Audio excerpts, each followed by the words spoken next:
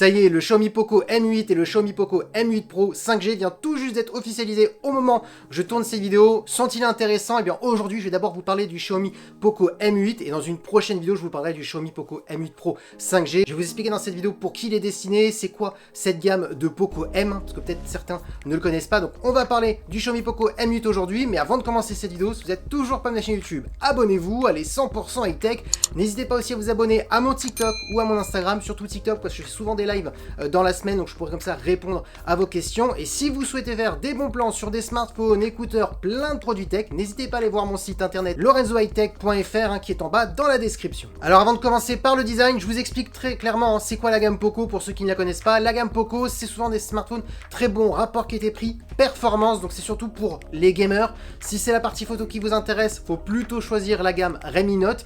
Par contre, si la photo ça vous intéresse pas trop, c'est plus les performances brutes. Les Poco, ça fait maintenant 2 ans que les Poco sont des meilleurs rapports qualité-prix par rapport à la gamme Redmi Note, ce qui n'était pas le cas il y a quelques années. Donc voilà, maintenant par contre, attention, le Poco M8, quand vous entendez la lettre M, c'est les plus entrées de gamme de la marque, c'est les F, c'est les smartphones plus milieu de gamme, haut de gamme. Là, le Poco M8, c'est vraiment l'entrée de gamme, le plus entrée de gamme qu'on peut avoir chez Poco. Et maintenant, on attaque le design. Et bien, malgré qu'on est sur un smartphone entrée de gamme avec des matériaux comme du plastique, parce que bah oui, on est sur un smartphone entrée de gamme, et bien, il est quand même plutôt joli quand on regarde le dos, la façon que c'est fait, les capteurs, la face avant. En plus, on est sur un écran légèrement incurvé, donc ça donne une impression de smartphone premium. Après, on aime ou on n'aime pas, hein, dites-moi ce que vous en pensez en commentaire. Après, c'est vrai que je comprends pas pourquoi Xiaomi insiste sur les écrans incurvés, parce qu'on voit bien que tout le monde a abandonné l'écran incurvé parce que c'est plus fragile. Hein. Si malheureusement vous faites tomber votre smartphone, même avec un verre trempé ou un film protecteur, bah ça reste plus fragile. C'est pour ça que les marques ont abandonné et on voit bien que les gens n'ont pas réclamé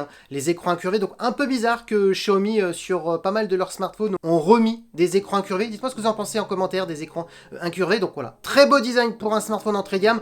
On attaque maintenant tout de suite les caractéristiques de la face avant. On a une diagonale de 6,77 pouces, résolution Full HD+, technologie d'écran AMOLED, accompagné par un taux de rafraîchissement de 100 Hz. Attention, ne vous faites pas avoir, c'est pas un vrai 100 Hz, on descend de 1 Hz, si on monte jusqu'à 120 Hz. On est sur une dalle classique, pas de dalle LTPO, donc entre 60 Hz et 120 Hz. Mais bon, pour le prix que je vous donnerai en fin de vidéo, ça reste plus que correct. Ensuite, cet écran est compatible HDR, donc intéressant pour les personnes qui aiment bien regarder des contenus multimédia sur son smartphone. Et attention, la marque a annoncé qu'ils avaient réussi à atteindre des pics jusqu'à 3200 nits. Souvent, je vous le dis, c'est du marketing parce qu'on est rarement à 3200 nits.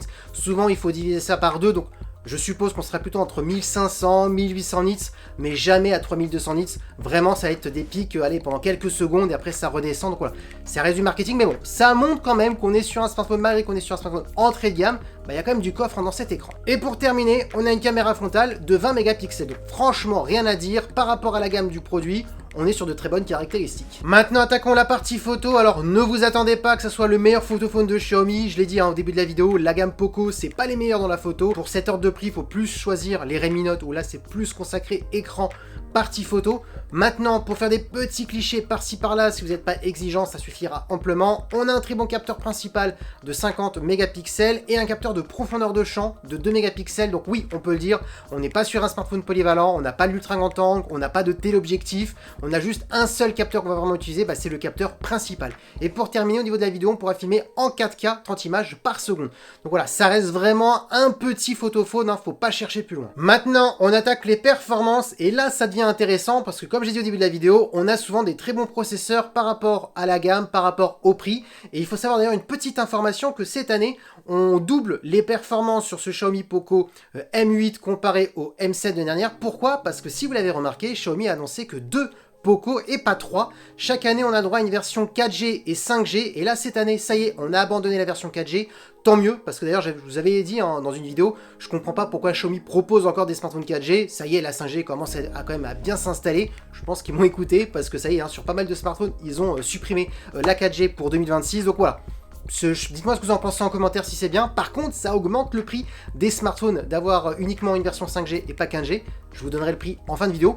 On attaque les performances. On a 8 Go de RAM accompagné d'un processeur de Qualcomm. C'est le Snapdragon 6 Gen 3. Un très bon processeur début milieu de gamme. C'est pas le meilleur dans le milieu de gamme, mais c'est un début de milieu de gamme et qui fait quand même tourner des gros jeux comme Genshin Impact, Call of Duty Mobile. Alors attention, pas avec des graphismes en ultra ou en élevé, il faudra mettre entre bas et moyen, tout dépend les jeux. Sur Call of Duty Mobile, en moyen, ça tourne, parce que je connais très bien ce processeur, j'ai déjà joué à des jeux sur ce processeur, donc on est sur un bon petit processeur qui est quand même polyvalent, réseaux sociaux, aucun souci, recherche sur internet, faire même pourquoi pas des petits montages si vous faites des vidéos sur TikTok et vous montez avec des applications, ça fonctionnera parfaitement. Donc voilà, pour cette gamme de smartphones, on est sur un bon processeur et d'ailleurs même mieux que la version 4G de l'année dernière. Ensuite, en termes de certification, on est sur un smartphone IP65, donc c'est tout ce qui est éclaboussure, petit jet d'eau, attention, pas contre l'immersion, donc il faut quand même le savoir.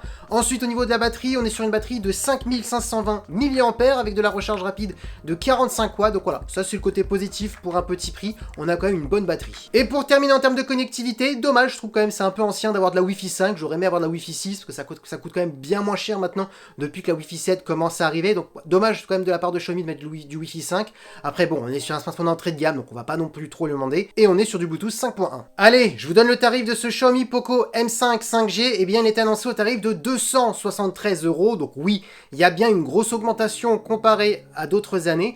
Par contre, vu qu'on n'a pas de modèle 4G, bah c'est normal que le prix augmente. Par contre, comme il faut le dire, pendant une semaine et demie, il est à 229 € parce que Xiaomi aime bien faire ça pour gonfler les ventes. Pendant une semaine, il baisse les tarifs et après, ça réaugmente. Donc voilà, pour 273 €, c'est vrai que le prix est un peu plus cher par rapport à ce qu'on a comme d'habitude, parce que c'est le smartphone le plus entrée de gamme chez Poco dans celui-ci. Et c'est vrai que souvent, on est plutôt dans les alentours des 200 € et ça descend vite à moins de 200. Là, ça va mettre un peu plus de temps à descendre à moins de 200 € vu que le prix est plus élevé.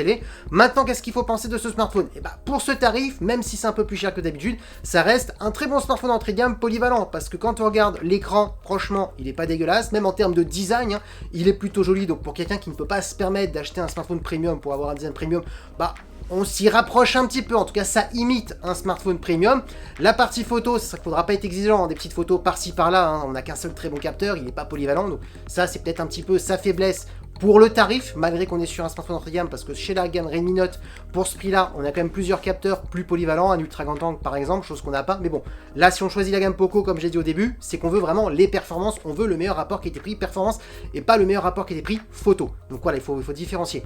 Par contre, le Snapdragon 6 Gen 3, c'est un très bon processeur pour être polyvalent sur les réseaux sociaux, utiliser des applications gourmandes, faire des jeux vidéo gourmands sans mettre les graphismes en élevé, parce que ça marchera pas, ça sera plutôt dans moyen, et une bonne batterie de quand même de 5520 mAh, il faut quand même le noter, la marque annonce entre 1 à 2 journées, tout dépend de l'utilisation que vous avez, mais en tout cas on peut avoir une bonne autonomie si vous avez une utilisation plutôt classique, donc ça reste quand même un bon smartphone entrée de gamme, je le répète, pour ce prix, malgré l'augmentation de prix. Donc si vous voulez l'acheter, bah, achetez-le dès maintenant au prix actuel avec les offres de promotion. Et si vous voyez cette vidéo malheureusement en retard et les prix réaugmentent, n'hésitez pas à aller sur mon site lorenzohightech.fr qui est en bas dans la description, parce que souvent j'essaye de mettre les meilleurs prix sur Amazon. Au moins Amazon, vous avez un bon service après-vente, c'est pour ça que je choisis souvent Amazon et pas Cdiscount ou autre. C'est important quand même d'avoir un bon SAV quand vous mettez quand même 200, 300, 400 balles dans un smartphone. Donc n'hésitez pas à aller voir les meilleurs prix sur mon site internet. Et donc du coup sur ce, écrivez-moi en commentaire d'ailleurs qu'est-ce que vous pensez du coup de ce Poco M8 5G. Parce que oui, la vidéo est terminée sur ce Xiaomi Poco M8 5G. J'espère que la vidéo vous a plu. Si c'est le cas, n'oubliez pas le petit pouce like, de vous abonner pour suivre mes prochaines vidéos sur Xiaomi et pas que, bien entendu. Et aussi à mon TikTok, si vous voulez suivre mes lives dans la semaine, le lien est sur mon site internet en bas dans la description. Et sur ce, on se dit à très bientôt. Ciao!